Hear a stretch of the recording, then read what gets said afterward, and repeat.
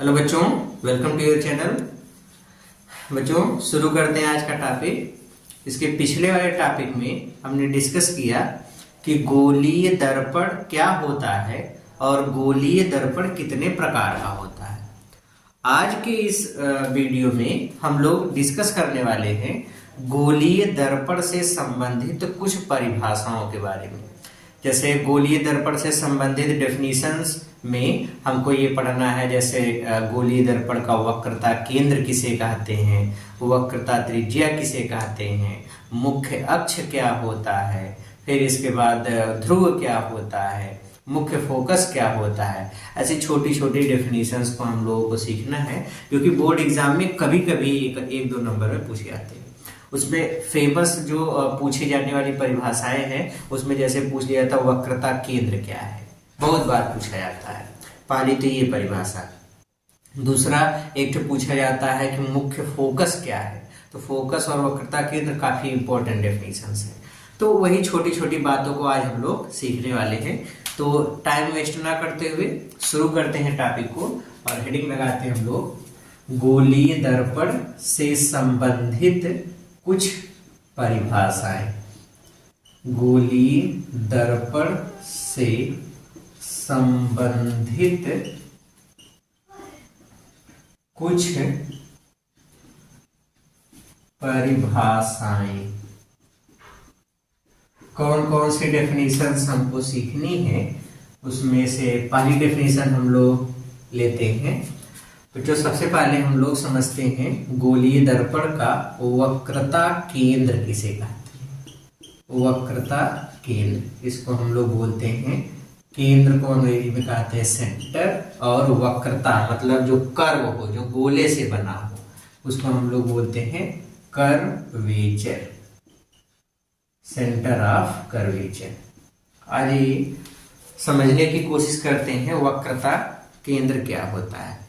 बच्चों अगर आप खूब अच्छे से सीखे हैं गोलीय दर्पण के बारे में, तो आपको एक चीज ये बताया गया था कि गोलीय दर्पण हमेशा कांच के खोखले गोले को काट कर बनाया जाता है।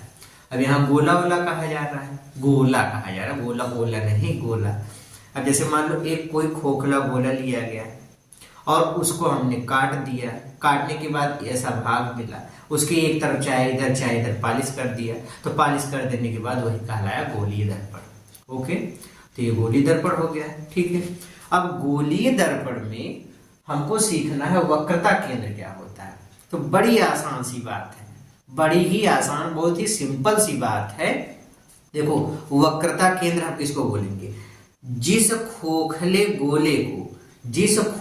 गोले को काट करके हम लोग दर्पण बनाए थे, उसी खोखले गोले के केंद्र को, उसी के केंद्र को ही हम लोग कहते हैं वक्रता केंद्र।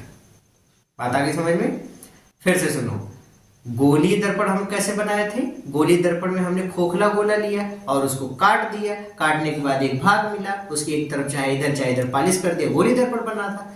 हमने क्या कहा, वक्रता केंद्र उसी गोले को जिससे काट करके हमने दर्पण को बनाया था, उसी गोले के केंद्र को, उसी गोले के केंद्र को ही हम लोग क्या बोलते हैं, वक्रता केंद्र। बात आ गई समझ में? तो इसकी डेफिनेशन हम ऐसे बता सकते हैं, वक्रता केंद्र किसे कहते हैं, तो आप सिंपल से बताएंगे कि गोलीय दर्पण जिस खोखले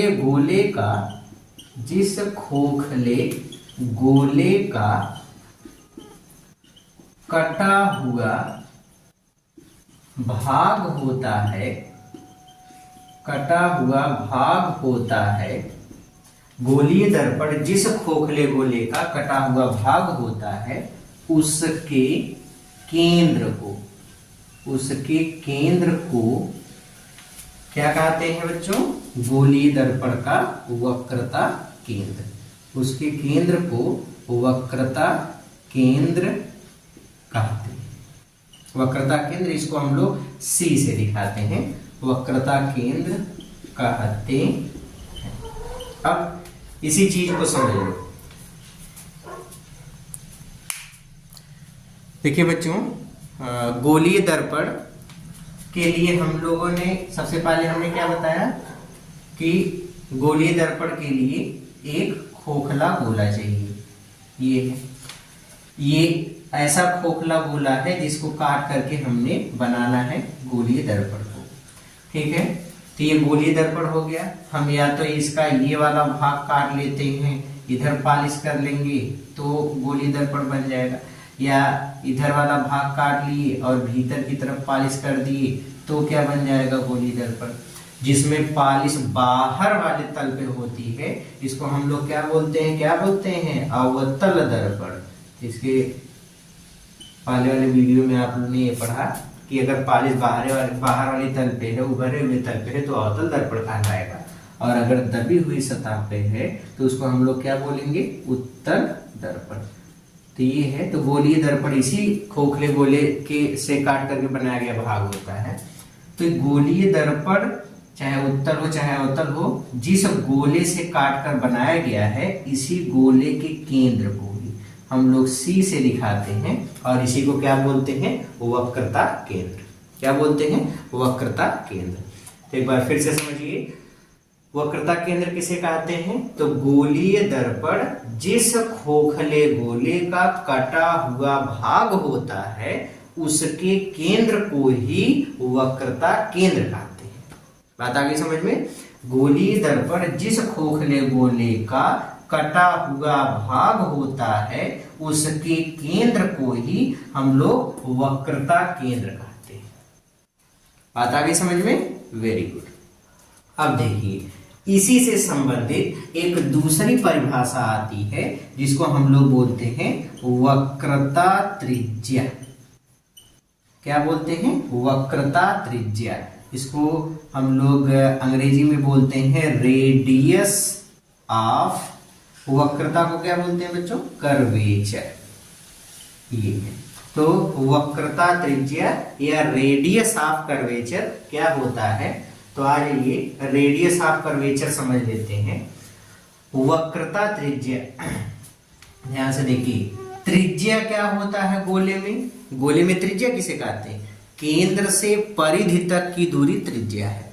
केंद्र से परिधि तक की दूरी, देखो ये केंद्र है और ये परिधि है, ये वाला, इसको हम क्या बोलते हैं, परिधि। ये तो ये पूरा ये परिधि है और ये इसका केंद्र है। केंद्र से परिधि तक की दूरी को त्रिज्या कहते हैं। गोलीय दर्पण जब हम लोग पढ़ते हैं तो गोलीय दर्पण में ये वाला पॉइंट वक्रता केंद्र कहलाता है। तो वक्रता केंद्र, या आप ऐसे बता सकते हैं, गोलीय दर्पण जिस खोखले गोले का कटा हुआ भाग है उसकी त्रिज्या को, ये इसकी रेडियस जो है यहां से यहां तक की ये वाली जो दूरी है, केंद्र से परिधि तक की ये वाली जो दूरी है, इसी को हम लोग R से दिखाते हैं और इसको क्या बोलते हैं, वक्रता त्रिज्या।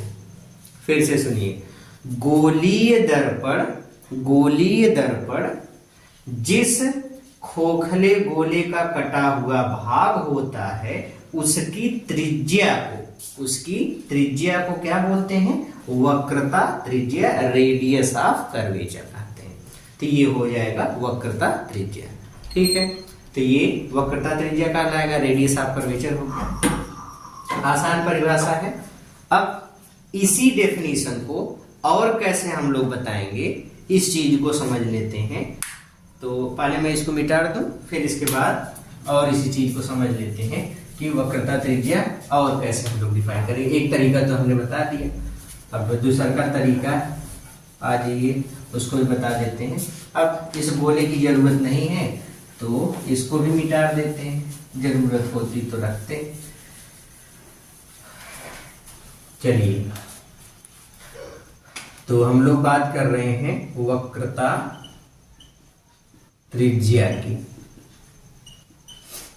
जिसको हम लोग बोलते हैं radius of curvature. Radius of curvature. अब रेडियस ऑफ कर्वेचर को समझने के लिए बच्चों हमको एक पॉइंट और अच्छे से समझनी होगी, और वो पॉइंट है कि हम लोग गोलीय दर्पण का ध्रुव किसे कहते हैं, ध्रुव, जिसको हम लोग पोल कहते हैं अंग्रेजी में, वो पोल क्या होता है, वो ध्रुव क्या होता है, इस चीज को पहले समझ लेते हैं, फिर इस पे आते हैं। ठीक है, एक तो अब इसको पहले इसलिए बताया गया क्योंकि ये वाली परिभाषा देख और तरीके से दे सकते हैं कि गोलीय दर्पण जिस खोखले गोले का कटा हुआ भाग उसकी त्रिज्या को वक्रता त्रिज्या कहते हैं, या उसके केंद्र को वक्रता केंद्र कहते हैं। एक तो ये तरीका हो गया, दूसरा और तरीका सीखना है, लेकिन दूसरे तरीकों को सीखने के लिए सबसे पहले हमको पता होना चाहिए ध्रुव क्या होता है। तो ध्रुव जो होता है, जो पोल होता है, वो गोलीय दर्पण, जैसे गोलीय दर्पण हमने लिए एक खोखले गोले को काट करके एक भाग हमने ये बना दिया। अब ये वाला जो दर्पण है इसको हम लोग कौन सा दर्पण बोलने वाले हैं, तो ये डिपेंड करेगा पॉलिश किधर कर रहे हैं, बिना पॉलिशियर देखे हम लोग बता ही नहीं पाएंगे। तो ये है, मान लो कि हमने इसमें पॉलिश इधर कर दिया दबे हुए तल पे, ये और एक और इधर हमने एक ऐसा ही दर्पण ले लिया और इसमें हमने पॉलिश कर दिया इसके उभरे हुए तल पे।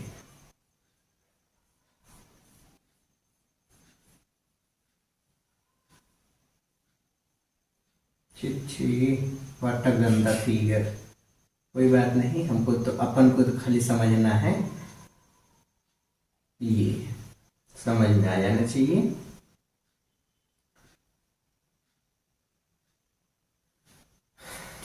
और इसमें हमने पॉलिश कर दिया इसके बाहरी या उभरे हुए सतह पे, ये ठीक है।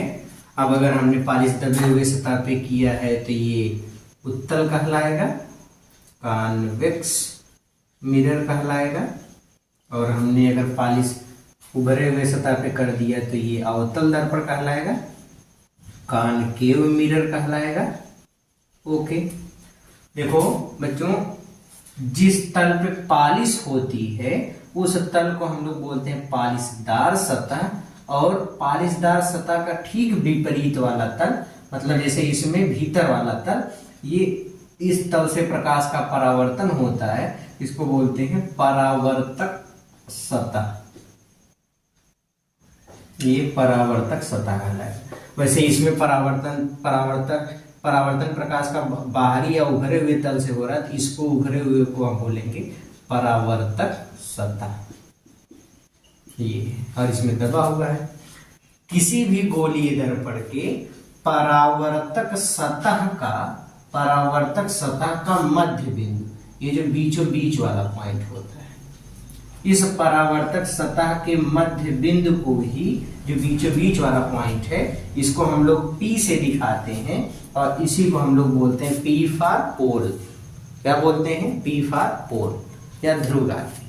तो एक लाइन की परिभाषा देखो, हो गया, किसी भी गोलीय दर्पण के परावर्तक सतह के मध्य बिंदु को क्या कहते हैं? पोल, या क्या कहते हैं? ध्रुव।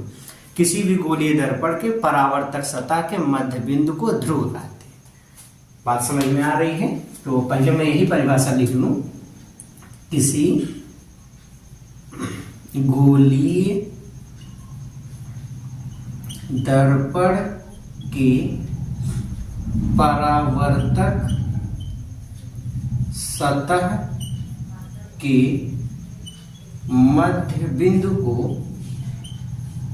मध्य बिंदु को दर्पण का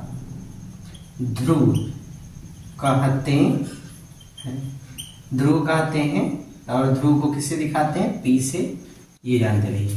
किसी गोलीय दर्पण के परावर्तक सतह के मध्य बिंदु को दर्पण का ध्रुव कहते हैं। तो ये पोल हो गया। अच्छा, अभी देखो, ये गोलीय दर्पण जिस गोले से काट करके बनाया गया था, जिस गोले से काट करके हमने ये गोलीय दर्पण बनाया था, उसके केंद्र को हम लोग क्या बोलते थे?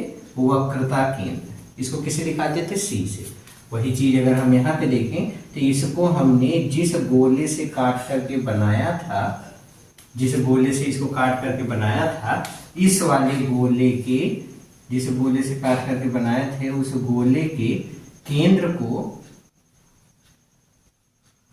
ये है, जिस गोले से काट के बनाया था उसके केंद्र को, ये उसका सेंटर है, इसके केंद्र को हम लोग क्या बोलते थे, वक्रता केंद्र। ये जगह कम होने की वजह से एक दूसरे को काट रहे हैं, अदरवाइज दोनों अलग अलग है। ठीक है, ये इसमें कंफ्यूजन नहीं, ऐसे लेंस तो नहीं बना रहे हैं, नहीं ऐसा कुछ नहीं है, थोड़ा जगह मिक्स हो गया इसलिए ऐसा हो गया। ठीक है, नहीं तो ये कटते नहीं है, दोनों अलग अलग, एक गोला इधर ऐसे बन रहा है, एक गोला इधर ऐसे बन रहा है। ठीक है, ओके, तो देख लेते हैं। देखिए, किसी गोलीय दर्पण के परावर्तक सतह के मध्य बिंदु को ध्रुव कहते हैं, और ये गोलीय दर्पण जिस गोले से काट के बनाया गया था उसके केंद्र को वक्रता केंद्र कहते हैं। जैसे इसमें भी है, तो इसके परावर्तक सतह के मध्य बिंदु को ध्रुव कहेंगे। ये जिस गोले से काट के बनाया गया उसके केंद्र को वक्रता केंद्र कहेंगे, इसको हम लोग सी से दिखाते हैं। ओके, अब देखो, गोलीय दर्पण का ध्रुव कहाँ पे स्थित है, तो परिधि पर स्थित है। ओके, और ये केंद्र से परिधि तक की दूरी को हम लोग क्या बोलते हैं, त्रिज्या, और गोलीय दर्पण के केस में वक्रता त्रिज्या कहते हैं। तो ये वाली दूरिया ही क्या कहलाती है, वक्रता त्रिज्या, इसको हम लोग आर से दिखाते हैं। ये हो गया, तो ये वक्रता त्रिज्या कहलाएगी। बात आ रही समझ में? तो एक बड़ी अच्छी बात, बहुत, एक तो हम लोग वक्रता त्रिज्या की एक परिभाषा हम लोग पढ़े, और दूसरी परिभाषा क्या है वो अब समझो। वक्रता त्रिज्या किसे कहते हैं, तो वक्रता त्रिज्या की दो डेफिनेशन मैं पहली वाली बता दूं। पहली परिभाषा क्या है, गोलीय दर्पण जिस खोखले गोले का कटा हुआ भाग होता है उसकी त्रिज्या को वक्रता त्रिज्या कहते हैं। दूसरी सबसे आसान, सबसे सुलभ परिभाषा, सबसे अच्छी परिभाषा क्या है, तो सबसे अच्छी परिभाषा ये है, किसी गोलीय दर्पण के ध्रुव और वक्रता केंद्र के बीच की दूरी को वक्रता त्रिज्या कहते हैं। किसी गोलीय दर्पण के ध्रुव और वक्रता केंद्र के बीच की दूरी को वक्रता त्रिज्या कहते हैं। बात आ गई समझ में? किसी गोलीय दर्पण के ध्रुव और वक्रता केंद्र के बीच की दूरी को वक्रता त्रिज्या कहते हैं। तो इस चीज को हम यहाँ पे लिख लेंगे, वक्रता त्रिज्या। इसकी डेफिनेशन बड़ी आसान है कि किसी गोलीय दर्पण के ध्रुव तथा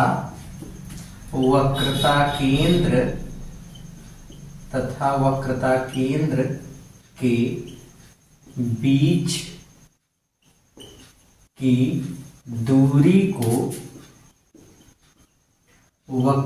केंद्र के बीच की दूरी को वक्रता त्रिज्या कहते हैं। वक्रता त्रिज्या कहते हैं। क्लियर हो गया? तो देखो कितना आसान परिभाषा है, किसी गोलीय दर्पण के ध्रुव तथा वक्रता केंद्र के बीच की दूरी को वक्रता त्रिज्या कहते हैं।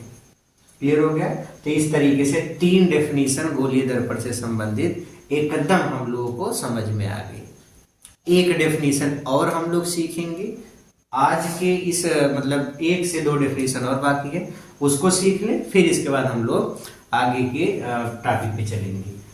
तो इसको मिटा दें, फिर इसके बाद हम लोग आते हैं अगली डेफिनेशन क्या है। लेट मी इरेज इट, इसको पहले मिटाने दीजिए। ओके, लो भाई मिट गया, मेन हेडिंग भी मिटा डाले इसी खुशी में। आ जाइए, अब इस फिगर का भी कोई वो नहीं है, जरूरत पड़ी तो नया बना देंगे, वी मेक इट न्यू। परिभाषा क्या है अगली चीज जिसका हमको सीखना है, चौथी परिभाषा हमको सीखना है, गोलीय दर्पण का मुख्य अक्ष किसे कहते हैं। क्या सीखना है? मुख्य अक्ष। इसको हम लोग बोलते हैं प्रिंसिपल एक्सिस। अब फिगर मिटाने का एक और रीजन था, दोनों बहुत क्लोज हो गए थे, इस बार हम पर्याप्त जगह लेके बनाएंगे। क्या बनाएंगे? एकदम पर्याप्त जगह लेकर के। तो आ जाओ, सबसे पहले फिगर बना लेते हैं। पहले हमने इधर बनाया था एक ऐसा दर्पण जो कि था उत्तल, कैसा था? उत्तल। ये रहा हमारा दर्पण और पॉलिश हमने कर दिया दबे हुए तल पे, तो ये हो जाएगा उत्तल दर्पण। इसको हम क्या बोलेंगे? Convex mirror. ओके। फिर एक दर्पण हमने इधर ऐसे लिया था, ये वाला, तो इस दर्पण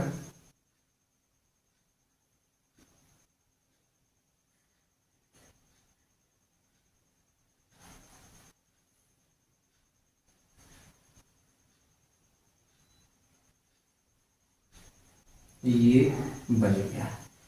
ओके,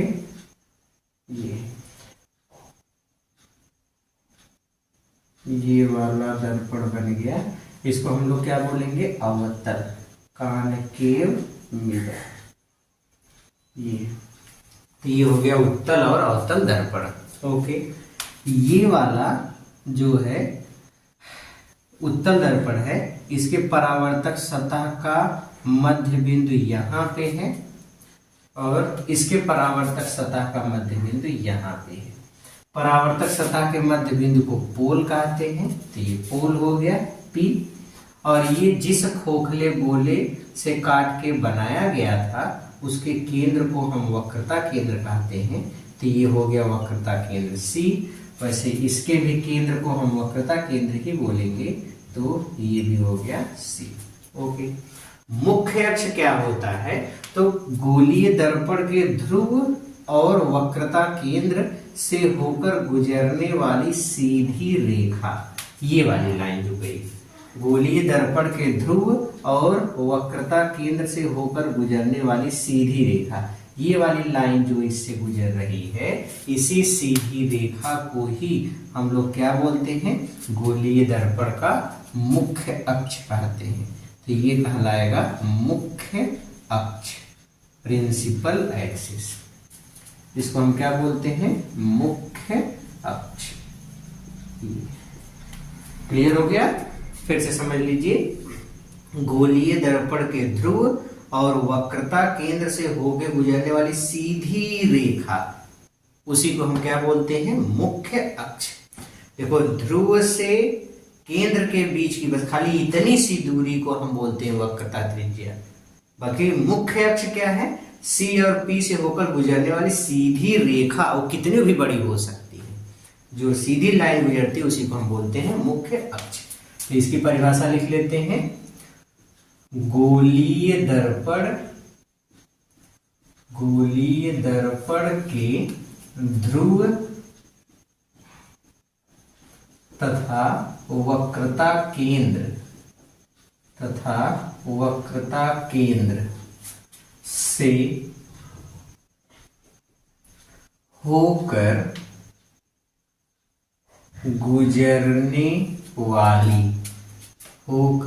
गुजरने वाली सीधी रेखा को मुख्य अक्ष कहते हैं। ये होता है प्रिंसिपल एक्सिस। ओके, अब मुख्य अक्ष हमको पता चल गया। अब एकदम लास्ट टॉपिक अब हम लोग डिस्कस करने जा रहे हैं। एकदम लास्ट टॉपिक और एकदम से इम्पोर्टेंट टॉपिक, सबसे ज्यादा इम्पोर्टेंट टॉपिक आज के इस वीडियो का, जिसको हम लोग कहते हैं गोलीय दर्पण का मुख्य फोकस, मेन फोकस या प्रिंसिपल फोकस। ये है बच्चों, गोलीय दर्पण का मुख्य फोकस अगर हमको पता करना है तो उसके लिए हम लोग क्या करते हैं कि हम सबसे पहले गोलीय दर्पण के मुख्य अक्ष के समांतर प्रकाश की किरणों को दर्पण पे आपतित कराते हैं। तो यहाँ पे ये गोलीय दर्पण का मुख्य अक्ष है, तो इस मुख्य अक्ष पर हम प्रकाश की किरणों को मुख्य अक्ष के समांतर इस गोलीय दर्पण पे आपतित कराते हैं। तो मुख्य अक्ष ये है, इसके समांतर हम प्रकाश की किरणों को आपतित करा रहे हैं। ठीक, पैरेलल कहना नहीं, बस कहना ही नहीं, लगना भी चाहिए कि पैरेलल जा रही है, तब तो फिगर बनाने का मजा है। तो ये मैं प्रकाश की किरणों को भेज रहा हूं जो कि इसकी मुख्य अक्ष के समांतर चल रही है। ओके, देखो ये वाली जो लाइन है इसको मैं थोड़ा सा और मोटा बना दूं ताकि क्लियर रहे कि ये वाली लाइन क्या कहला रही है। तो ये वाली लाइन कहला रही है मुख्य अक्ष। ओके, प्रिंसिपल एक्सिस हो गई। ये प्रकाश की किरणें आ रही हैं मुख्य अक्ष के समांतर, ठीक है। तो ये मुख्य अक्ष के समांतर आ रही है। मुख्य अक्ष ये है। तो देखिए मुख्य अक्ष के समांतर प्रकाश की किरणें आ रही हैं। अब ये उत्तल दर्पण है और अंदर की तरफ पालिश की गई है, तो जाहिर सी चीज है प्रकाश की किरण अंदर तो जा नहीं पाएगी। क्यों नहीं जा पाएगी? क्योंकि उधर तो पालिश की गई, उधर कहाँ जाएगी, इधर तो जा नहीं पाएगी। तो इसको टकरा के वापस लौटना है। तो जब टकरा के वापस लौटती हैं तो टकरा के वापस लौटते समय ये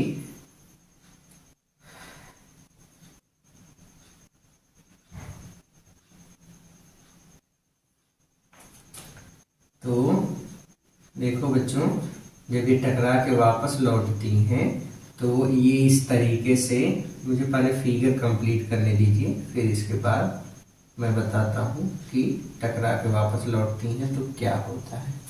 what happens if they returns after reflection.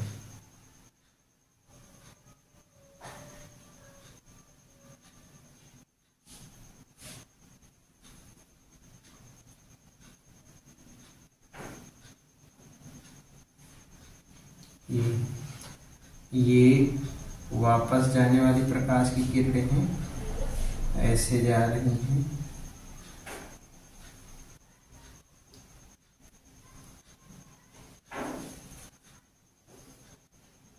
ये और ये जिस बिंदु से होकर के निकलती हुई प्रतीत हो रही हैं उसी को हम लोग बोलते हैं मुख्य फोकस एफ।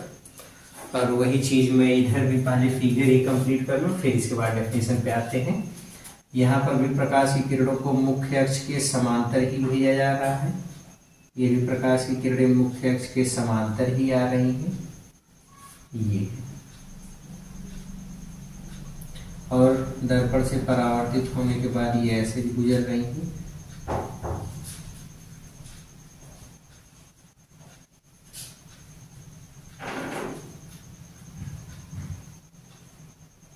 फिगर बनाते समय अगर डर डर के फिगर बनता है कि अरे लाइनियाँ वहां से न चली जाए, तो वो सही वहीं से चला जाता है जहां से आप चाहते हैं कि न जाए, जो इस समय मेरे साथ हो रहा है। इसीलिए कहते हैं डरना बना है। लो, लाइन सीधी बन ही नहीं रही, फिर भी हम बना के ही छोड़ेंगे क्योंकि वाटे जिद्दी आई है। ये और ये वाला पॉइंट ही फोकस है। ओके, तो बच्चों अब फिगर कंप्लीट हो चुका है। अब हम लोग मुख्य फोकस को समझने की कोशिश करते हैं कि मुख्य फोकस क्या होता है। देखिए ये उत्तल दर्पण है, ये अवतल दर्पण है। मुख्य फोकस को पता करने के लिए हम मुख्य अक्ष के समांतर प्रकाश की किरणों को आपतित कराते हैं। तो ये मुख्य अक्ष और इसके समांतर ये प्रकाश की किरणें आ रही हैं। वैसे ये भी, ये मुख्य अक्ष, इसके समांतर प्रकाश की किरणें आ रही हैं। परावर्तन के बाद जब प्रकाश की किरणें निकलती हैं तो जिस बिंदु से निकलती हुई प्रतीत हो रही हैं, मुख्य अक्ष के जिस बिंदु से निकलती हुई प्रतीत हो रही हैं अथवा जिस बिंदु से होकर के गुजर रही हैं, उसी बिंदु को ही हम लोग बोलते हैं गोलीय दर्पण का मुख्य फोकस। एक बार फिर से पूरी परिभाषा को अच्छे से समझिए। गोलीय दर्पण के मुख्य अक्ष के समांतर आने वाली प्रकाश की किरणें गोलीय दर्पण से परावर्तन के पश्चात मुख्य अक्ष के जिस बिंदु से होकर निकलती हुई प्रतीत होती हैं। इसमें देखिए ऐसा लग रहा है जैसे इस बिंदु से होकर के प्रकाश की किरणें निकली हैं। परावर्तन की बात यहीं चलेगी, लेकिन ऐसा लग रहा है जैसे यहां से निकल रही है। तो जिस बिंदु से निकलती हुई प्रतीत होती हैं अथवा जिस बिंदु से होकर के गुजरती हैं। इसमें देखो, इसमें वास्तव में मुख्य अक्ष के समांतर आ रही, परावर्तित होकर यहां से निकली, यहां से परावर्तित होकर यहां से निकली, तो इस बिंदु से होकर वास्तव में गुजर रही है। तो जिस बिंदु से होकर निकलती हुई प्रतीत होती हैं अथवा जिस बिंदु से होकर के गुजरती हैं, उसी बिंदु को ही हम लोग बोलते हैं मुख्य फोकस। इसी बिंदु को हम लोग क्या बोलते हैं? मुख्य फोकस। ये कहलाता है मुख्य फोकस या प्रिंसिपल फोकस। ये इसी तरीके से इसको भी हम लोग मुख्य फोकस बोलते हैं।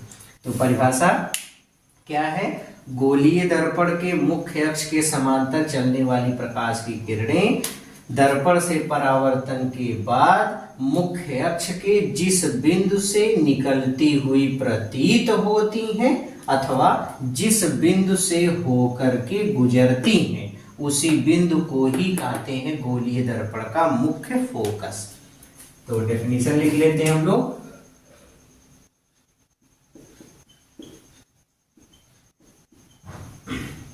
गोलीय दर्पण के मुख्य अक्ष के समांतर चलने वाली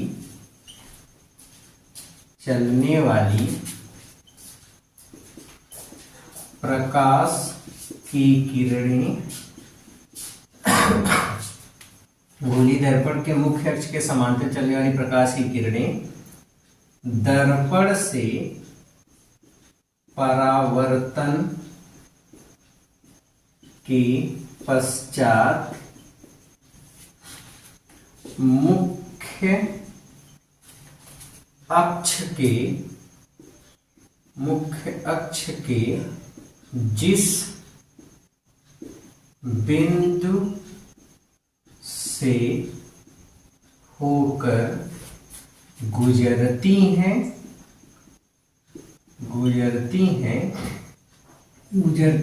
अथवा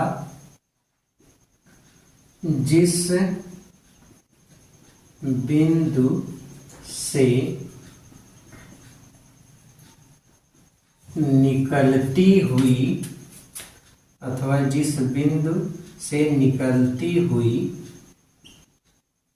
प्रतीत होती हैं, उसे गोलीय दर्पण का मुख्य फोकस एफ कहते हैं। ये तो एक बार फिर से अच्छे से पूरी परिभाषा समझ लीजिए। गोलीय दर्पण के मुख्य अक्ष के समांतर चलने वाली प्रकाश की किरणें दर्पण से परावर्तन के पश्चात मुख्य अक्ष के जिस बिंदु से होकर गुजरती हैं अथवा जिस बिंदु से निकलती हुई